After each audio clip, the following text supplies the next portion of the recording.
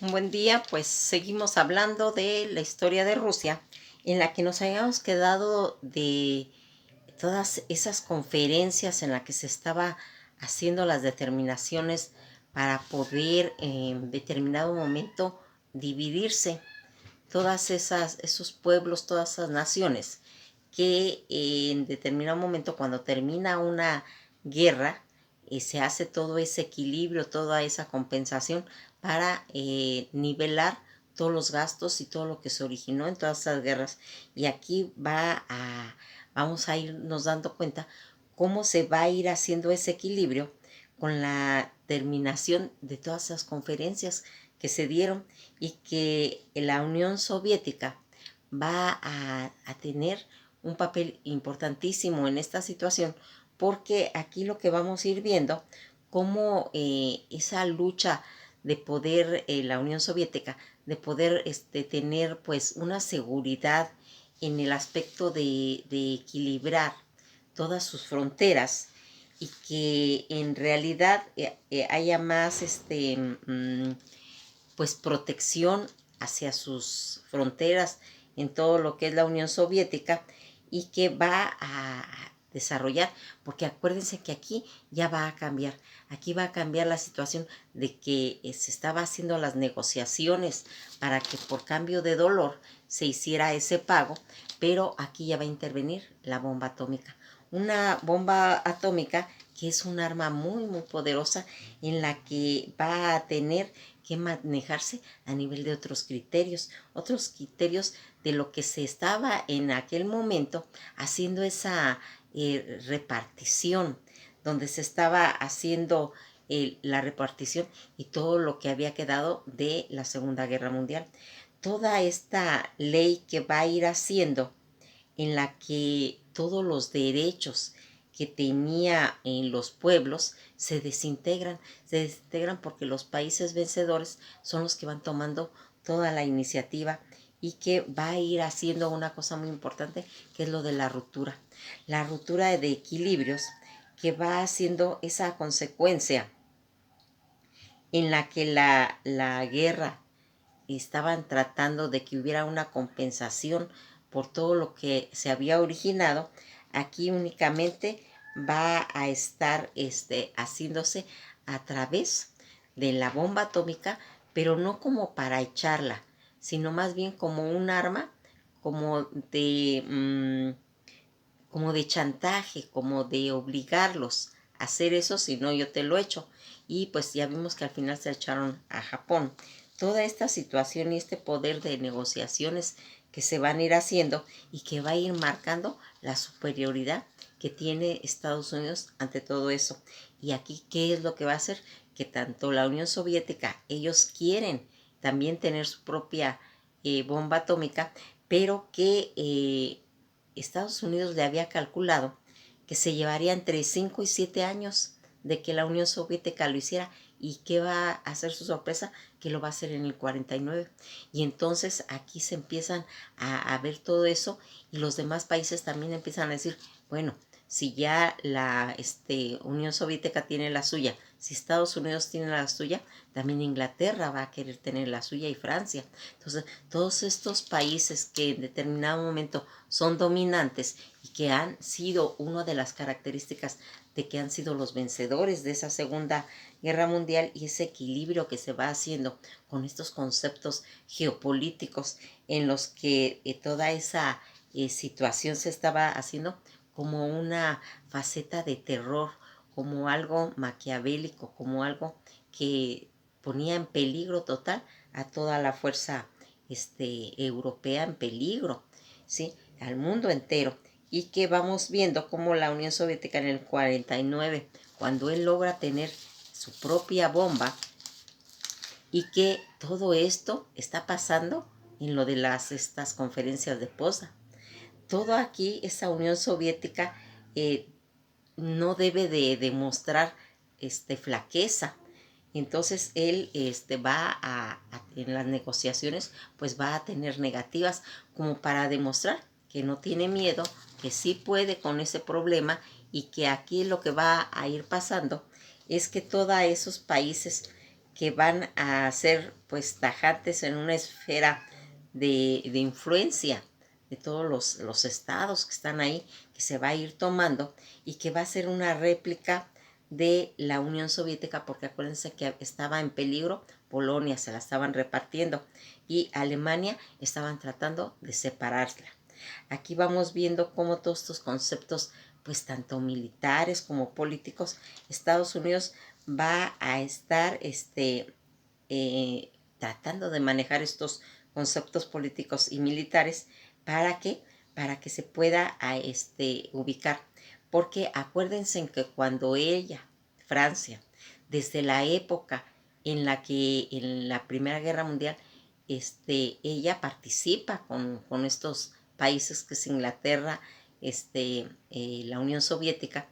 y Estados Unidos, pero en la segunda no es invitada. Y entonces aquí tiene que tener una situación que va a tener todas las características de estrategias. ¿Quién lo va a lograr? Charles de Gaulle, porque él sabe que si no vuelve a tomar ese lugar en que se le tome en cuenta esa repartición en la Segunda Guerra Mundial, él también puede estar en el menú, también a él lo pueden invadir, y entonces él va a hacer todo lo posible con aquella estrategia que se hizo en el desembarco de Normandía. Ya con eso él va a quedar nuevamente con ese grupo, porque si no, también iba a ser invadido y repartido. Y aquí va a ser como que Francia es una rueda suelta en la que se necesita unificar a todas estas personas que están viendo. En este momento, Stalin está totalmente en ese dominio en las que van a intervenir varios países, como es Turquía, en la que está amenazada, ¿sí? Por los rusos, y que acuérdense que ellos tienen una salida por el fósforo al Mediterráneo. Entonces es un lugar muy importante, Turquía, para esa salida, porque uno de los conceptos más importantes que tiene Rusia es que tenga salidas. Ya lo vimos con el mar Negro, cuando lo vimos con el mar Báltico, y aquí fósforo es uno de los puntos también muy importantes por esa salida que tiene al Mediterráneo, en la que se va a tener que alinear. Cuando son todas esas situaciones, se va a unir a Estados Unidos voluntariamente. Y aquí vamos viendo todo aquel problema que tuvieron los pueblos, los países del Báltico, todos los problemas que tuvieron de repartición Polonia, y que también va a estar totalmente amenazada toda Europa del Este, que ahora que estamos viendo la historia del Este, lo vamos a marcar lugar por lugar, y la que vamos, porque ahorita es como una pasadita nada más en la historia de Rusia, pero ahora que ya estamos viendo Europa del Este, vamos a marcar todos estos problemas que tuvieron, tanto el Báltico, Polonia y toda esta situación. Aquí vamos viendo cómo se van a sacar de Polonia, se les va a desconocer todos los gobiernos, y que en determinado momento Stalin va a apoyar a los comunistas, y que va a hacer que cambien toda esa visualización que tiene, porque ya habíamos visto cómo Rumania y va a caer, pero aquí va a empezar Checoslovaquia, y que va a ser uno de sus fundadores de la República desde la Primera Guerra Mundial, Tomás Manzaro, en la que vamos a ir viendo que cuando él muere va a quedar su hijo, y que su hijo tiene pues las características de poder tener esa visión de sacar adelante a Yugoslavia, pero va a tener un accidente. Él va a caer de una ventana en la que realmente está muy sospechoso, porque aquí realmente parecería como que lo tiraron, ¿sí? Y entonces todos los sueños que tenía esta situación, pues se va a ir viendo descartada. Y pues ya vimos que Jan Manzara, que es su hijo, que es el que se cae por la ventana, pues ya no puede hacer sólido todas estas esperanzas que tenía Checoslovaquia de poder hacer una cosa positiva en todas las cuestiones de su autonomía. Y aquí vamos viendo cómo esta situación en la que se va a ir haciendo toda esta repartición de territorios, toda esta estar en descontento, en no aceptar la soberanía de los demás países, va a hacer que nuevamente entre todos los conflictos y que todo lo que están rodeando todos esos territorios que están haciendo, la Unión Soviética está pero muy enfrascada de defender todas esas fronteras, pero también Checoslovaquia. Y aquí vamos a ir viendo, ¿se recuerdan cuando les estaba yo diciendo toda esa resistencia en la que tuvo que hacer Francia esa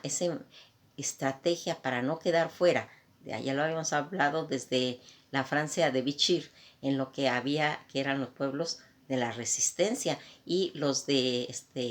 la Francia de Vichy, que eran los que se habían unido a los alemanes cuando fue todo lo de la ocupación. Recordarán todo esto que hemos ido viendo, y en la que va a tener pues toda una trayectoria totalmente que tiene que ser de resistencia, porque Checoslovaquia, él va a lograr su independencia, su autonomía, pero ellos mismos, sin ayuda de nadie, y que se va a ir haciendo todas estas potencias, porque ya habíamos visto que Francia en realidad era una potencia decisiva, en la que se tenía que ver como un actor principal en todas estas conferencias que se estaban dando. Y aquí va a haber todo un movimiento desde el 45, 47, 48, donde Francia y Alemania van a hacer aquel pacto en el que habíamos comentado de el acero y el carbón, en la que va a tener esa pues acierto cuando fuese en desembarco de Normandía, y que le va a dar un lugar en el reparto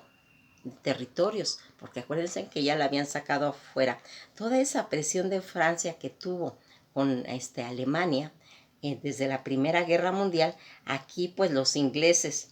van a estar, pues unos quieren que se divida, otros quieren que se quede entera, otros, son 4 frentes que tienen diferente visión al concepto de cómo iba a quedar Alemania en esa situación, y que aquí vamos viendo cómo esta situación en la que Francia había quedado como uno de los culpables del resultado de lo que iba a ser el futuro de Alemania. Aquí vamos viendo cómo Yugoslavia, que ya estamos viendo, en la que Tito llega a ser uno de los rivales más importantes que tuvo Stalin, en la que él va a hacer que Yugoslavia se libere sola. Todos esos partidos comunistas de Europa del Este que estaban siendo atacados, que estaban siendo haciendo toda esa revolución de esa repartición, ¿sí? En la que los pueblos, los estados y las naciones vencedoras eran los que iban a repartir. Aquí vamos viendo cómo Stalin va a tratar de suplantar todos estos gobiernos que estaban y llevar gobiernos que fueran aliados a ellos, y toda esta hegemonía política que va a tener que enfrentar Tito va a ser un comunismo propicio para poder llegar a lograr, pero un comunismo propio, no soviético, sino con una ideología de Yugoslavia. Toda esta situación en la que se niega a quedar bajo las órdenes de la Unión Soviética, va a hacer toda esa resistencia. Polonia, en que era pues una de las porciones en la que se estaba diciendo todo ese reparto que va a haber,